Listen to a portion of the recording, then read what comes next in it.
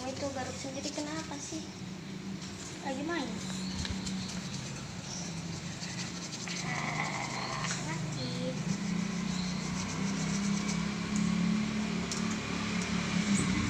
Udah kan?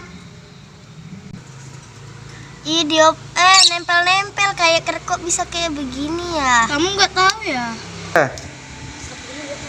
Emang kamu nggak ingat ya? Pelajaran kelas 4. Ingat kok. Emang kenapa? Kan ada di situ. Karena apa ya? Kenapa ya? Tanya bapak aja lu. Ya, yuk. Kan bapak guru fisika. Ayo. Bapak. Apa? Mau nanya. Nanya apa? Kenapa kalau misalnya penggaris digosok-gosokkan ke rambut, terus ada kertas-kertas kecil ditempelkan kayak magnet? Oh, itu. Baiklah, itu tentang listrik statis. Namanya listrik statis. Itu pelajaran kelas 4 SD dulu diajarkan di IPA. Namanya listrik statis. Baik, kalau gitu saya jelaskan ya tentang listrik statis. Ayo, kita jelaskan.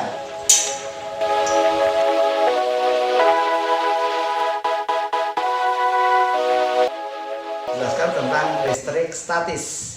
Listrik statis adalah listrik yang tidak mengalir.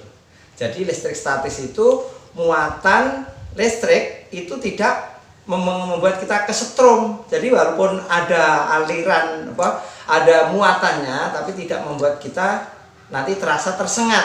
Seperti contoh yang kamu lakukan tadi. Yang dilakukan tadi adalah karena adanya muatan listrik statis. Nah, dalam muatan listrik statis ada muatan positif dan ada muatan negatif. Oke. Apabila dua muatan yang berdekatan, muatan positif didekatkan muatan negatif akan saling tarik menarik. Jika muatan negatif didekatkan dengan muatan negatif, maka dia akan tolak menolak. Ini tarik menarik.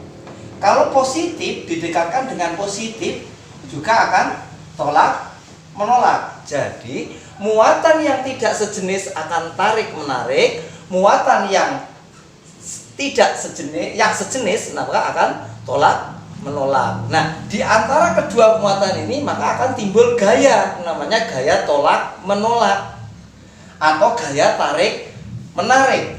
Besarnya gaya tolak menolak atau gaya tarik menarik adalah F sama dengan K dikalikan Hi1 dikalikan Hi2 dibagi dengan R kuadrat.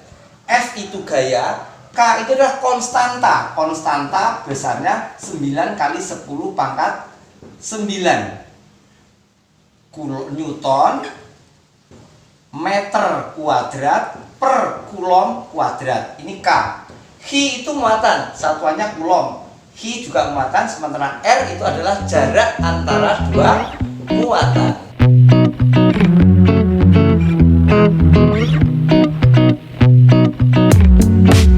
Nah, dia dekat muatan positif itu akan ada namanya kuat medan listrik. Kuat medan listrik itu menjauhi muatan positif dan menuju muatan negatif.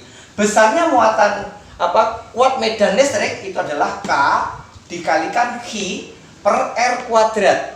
R itu jarak. Misalkan pada jarak di sini berapa kuat medannya? Ini R-nya, ini Hi-nya, berapa muatannya? Ini R-nya, jaraknya per jarak kuadrat.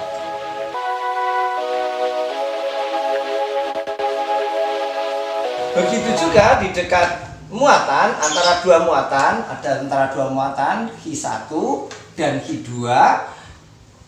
Hi2 itu ada namanya energi potensial. Energi potensial listrik besarnya K kali Hi1 kali Hi2 per R tidak ada kuadrat. Jadi di sini muatan positif ya di muatan positif, negatif ya dimasukkan negatif karena di sini positif negatif merupakan nilai, bukan suatu nilai kuantitasnya. Jadi kalau positif nanti masuk positif, negatif negatif, sehingga energi potensial itu ada energi positif dan energi potensial yang negatif.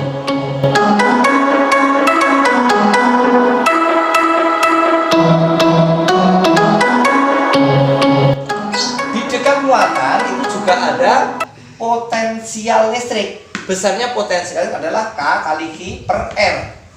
Jadi ini tidak ada arahnya, sama seperti energi potensial. Positif dimasukkan positif, negatif dikatakan negatif. Sehingga potensial listrik itu juga merupakan besaran skala.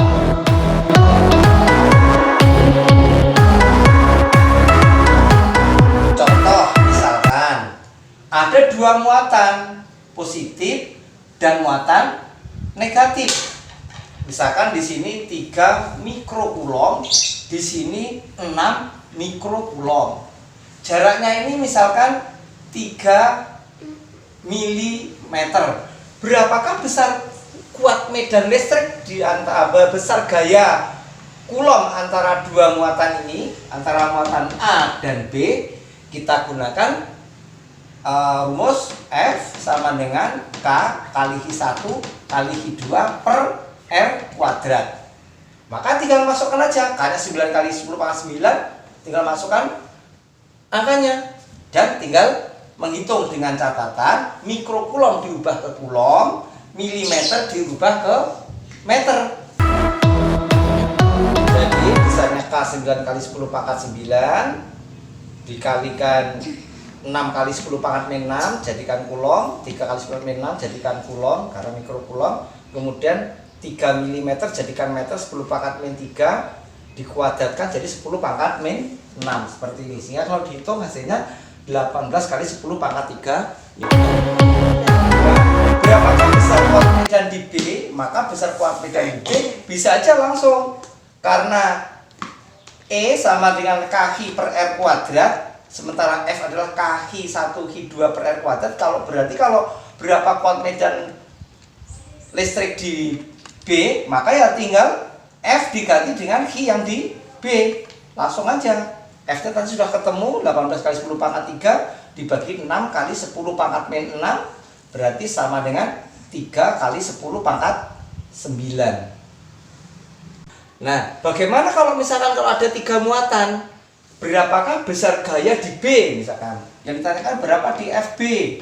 Maka langkah pertama kita tentukan arahnya. B ini arahnya kemana? B dipengaruhi A.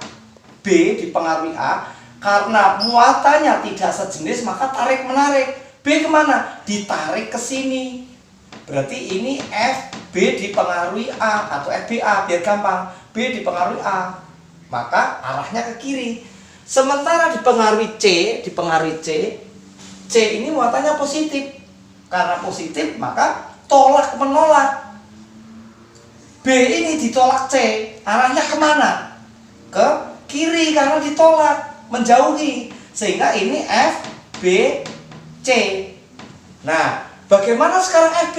Yo, FB sama dengan dijumlahkan karena arahnya sama. Sehingga di sini F, B, C ditambah F, B, A. Terus selanjutnya bagaimana? Ya udah tinggal lanjutkan aja. K, Hi B, Hi C per R BC ditambah K Hi B Hi A per RBA. Ini kuadrat, ini kuadrat. Jadi ini jarak antara A dan B, ini jarak antara B dan A. Tinggal masukkan, tinggal menghitung. Nah, bagaimana dengan kuat medan? Misalkan berapakah kuat medan di A? Ya kita tentukan arahnya dulu, karena kuat medan listrik itu juga vektor. Maka kita gunakan tadi arah kuat medan itu selalu menuju muatan negatif dan selalu menjauhi muatan positif. Jadi B ini kita lihat, B selalu menjauhi B. Oh, B berarti menjauhi B. Berarti dari sini searahnya ke sana, menjauhi B. Bagaimana C? Menjauhi C juga ke arah sana. Ke arah sana. Sehingga di sini menjauh. Sehingga di sini E, B, dan di sini E, C.